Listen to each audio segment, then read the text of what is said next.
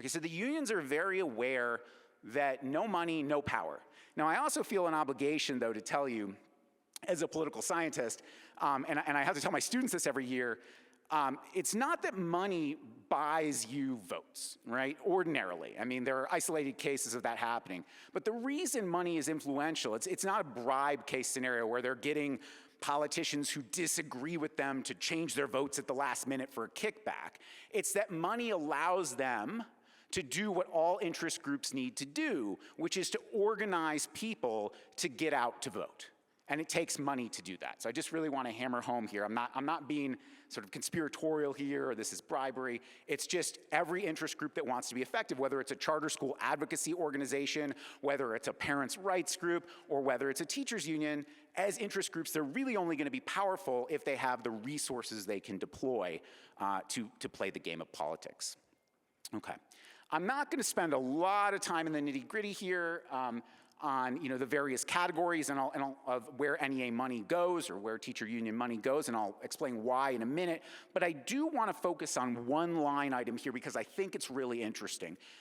It's something that might be a useful anecdote for you to share with your friends and colleagues. And that is this line item here, contributions, gifts, and grants. And I want to give one illustration of how perverse this can be. That is, when I use the word perverse here, I use it in the sense of that money is going to be used to effectively encourage an interest group to work against the interests of its own members. And here I'm actually not talking about that interest group as the teachers union.